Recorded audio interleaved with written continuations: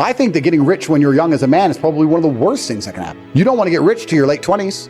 You want to spend all your 20s broke. Broke and grinding. Broke, grinding, training. If I had money at 18, 19, I would have skipped so many experiences and so many hard lessons. I'd be a fraction of the man I am today.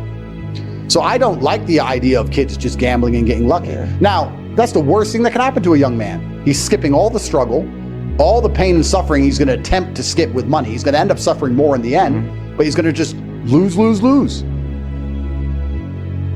I often see that when I speak to people who are too comfortable, they end up being unhappy. Yeah. You can't entertain yourself to happiness. You must earn happiness. You must climb a mountain. You must struggle yourself to happiness. That's extremely important. There must be physical, mental, social, creative, some kind of spiritual struggle.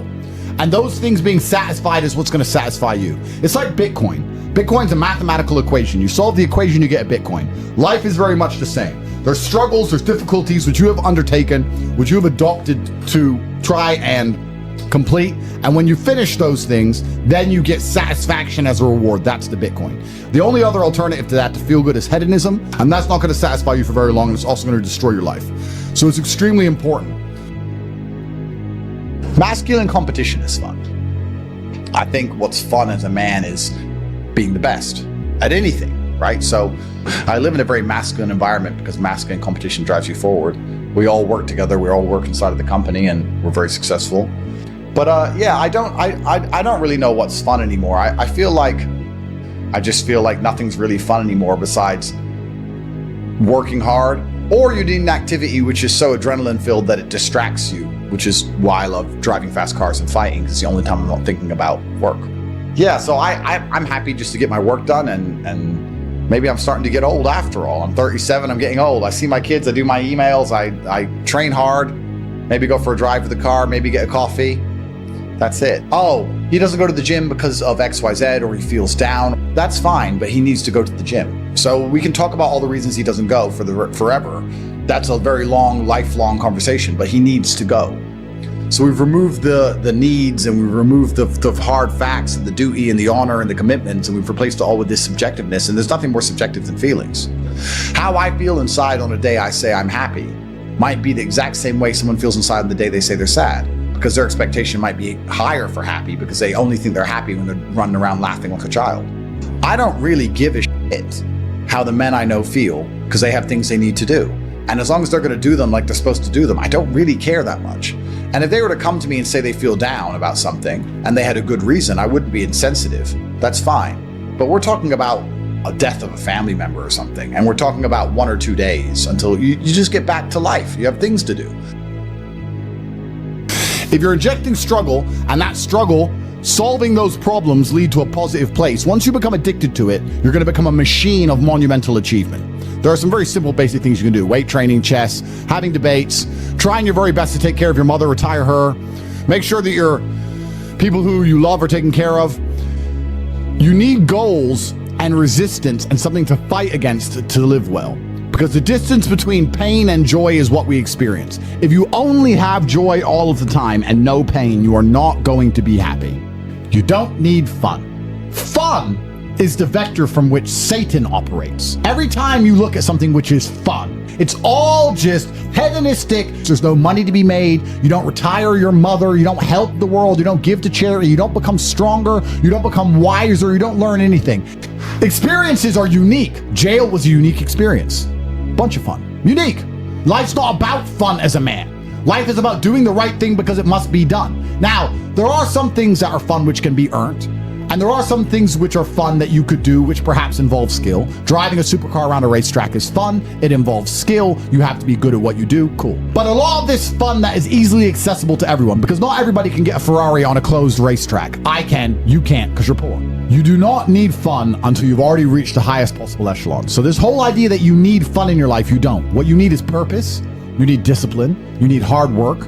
You need things to do which are going to benefit you and others around you. You need duty, you need obligations, and you need performance metrics. You need people around you who are going to hold you accountable.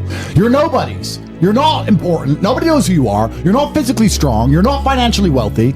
You have bigger concerns. Your obsession with fun is holding you back. These things you think are fun aren't fun. Action solves all things. Time solves all things. God solves all things. And to sit around and be obsessed with feelings is highly feminine. I don't like that energy around me. If I feel sad, I don't cry.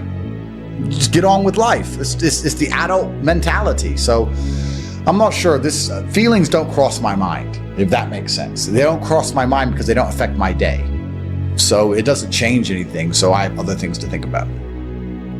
People are afraid of accepting there's a problem because then they know they have a responsibility towards fixing it. Yeah. And they don't want to do anything, one, because they're lazy, and two, because they're afraid they might lose. So they'd rather pretend there's no problem at all. And I think I often say to people in a lot of my videos about a lot of other subjects that it's not always the winning and the losing. It's the fighting in the first place. And there's plenty of men in history you remember who ended up losing in the end. Napoleon, for example, who still fought, which is why they mattered. It's not, if you're only going to fight when you're guaranteed to win, then no bravery is required.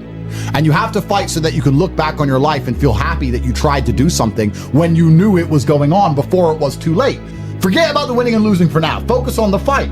You must wait for the moment when the opponent's mind is scattered and strike without hesitation. If you do not overcome your tendency to give up so easily, your life will lead to nothing. Objectify your demons so you control them instead of them controlling you. Fear is a reaction. Courage is a decision. You have to train your mind to be stronger than your emotions, especially your impulses, or else you're going to lose yourself. You will only be found by the devil once you are lost, and he will lead you to hell. Most of the important things in the world have been accomplished by men who kept fighting when there seemed to be no hope at all. That's a good slogan for life. You should wake up, look in the mirror, and say, suddenly, the champion returns with initiative and vengeance. Truthfully, a man, I believe, is being able to do the things that are hard or do things you don't want to do because you're supposed to do them. I think that's what a man's always been. A man is supposed to be strong. He needs to be strong, so he has to become strong. That's his job. A man is supposed to be brave. It's not that you can't feel fear. It's that you have to be brave. Oh, an attacker's here. I'm afraid, but I'm a man, so I will go and engage the attacker. It is my job. And now we're teaching men, you don't have to do what you don't feel like doing. You can do what you do feel like doing. The thing that people struggle with most, especially men, is that we only learn lessons the hard way. That's the problem. You want to be good at learning lessons the easy way, which is really paying attention and making sure the feedback you're receiving, you need to be perceptive to it so that it doesn't have to be so hard hitting. You need to be the kind of person who goes out for a drive and his wheels slide a bit and he slows down. But what people typically do is they go out for a drive, their wheels slide a little bit, they continue, and then they crash. And then they realize I should have slowed down once they hit a tree.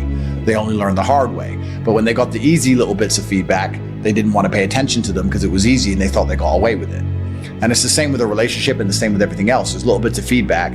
You go, okay, this is going to be a problem later on if I continue. But they ignore that part. They wait for it all to blow up and go wrong. And then they learn. So men only learn the hard way.